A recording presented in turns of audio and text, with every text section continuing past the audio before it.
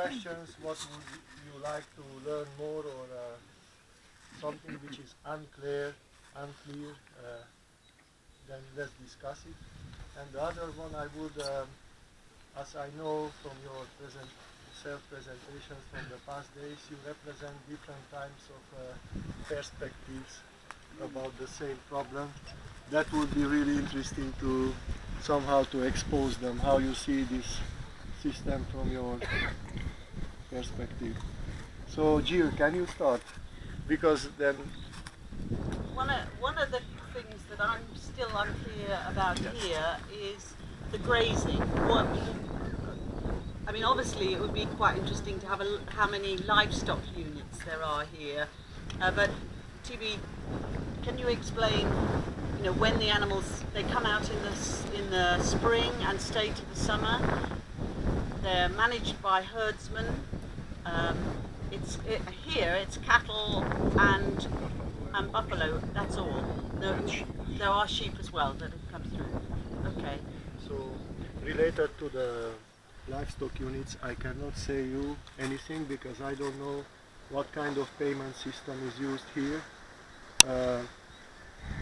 And the second one is undergrazed. There were 600 cattle in the past in the Worlwood pasture according to the old shepherds.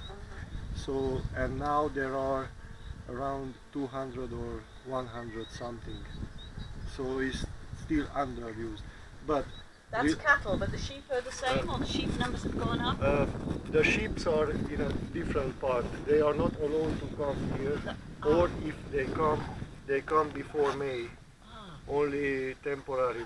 But generally is still applied the rule that the cattle and the buffalo are out at the end of April, first part of May, while the sheep before can graze that area. But when the cattle are out and the buffalo, the sheep is not allowed to graze, because we have a saying that where the sheep graze, the cattle will not graze. That is, and the horses are also here. In this region we can still see this compartmental use of the pasture, but in many other regions the number of cattle is so low that and the sheep is so high that the sheep pasture and the cattle pasture is one. Even the hay meadows are grazed. That is even a bigger problem by sheep. The first site there was cattle and sheep together, weren't they? Yes.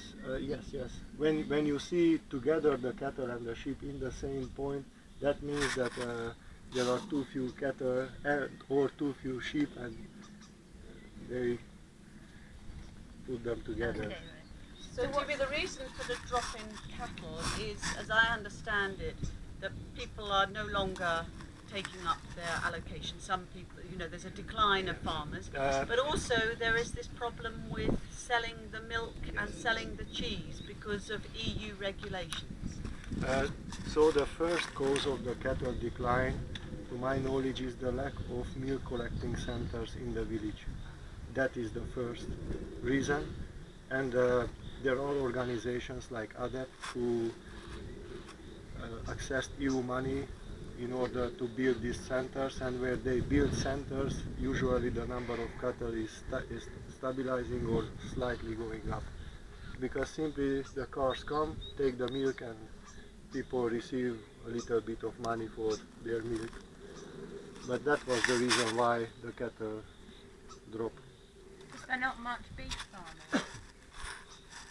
Sorry? Is there not much beef farming? Beef, rather cattle. than For the meat. To my knowledge, Not is too much only for meat, milk. especially for milk. Yes, that is. I don't, because at home places like this would be farmed just as livestock farms without milk production, and the dairy production would feel more productive. Yeah, traditionally in Transylvania, meat, beef meat, it's not. It's here is pork. Traditionally, not beef meat. So another question I heard somebody say that you'd said that the pear trees here are for the fruit. When it drops in the autumn, it's collected up for feeding to the pigs.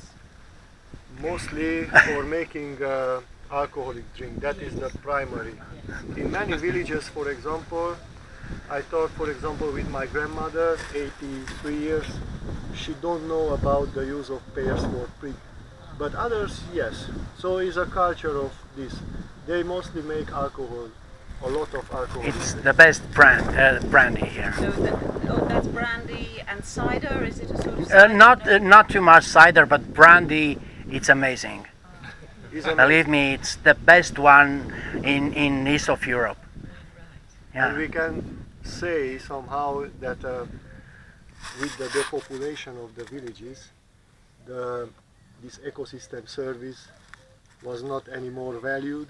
This is why the pear trees are effectively cut. Cut it down. Because in many villages they don't make anymore this brandy for many years. But in the past I remember how big ceremony was to make this in the village. Everybody with horse carts and pear go to the center and make the alcohol during the night. Yeah. And the men were, Legally, it's forbidden to make at home. yeah, You know, that is another issue. but everywhere, especially in Transylvania, they are doing that in small quantities for home or yeah. But and they are, of course, they are not paying taxes. So they have in the past. They have in the past. Oh, I thought I saw in the distance. There's some planting of pear trees in the distance over there. The orchard, that Oh, orchard, that orchard, yes. Yeah. That's from the communist time. in Oh, communist is it? time. Ah, right. Yeah. And you saw that it's quite deteriorated. Yes. Yes. Yes, in the communist time there were flourishing orchards.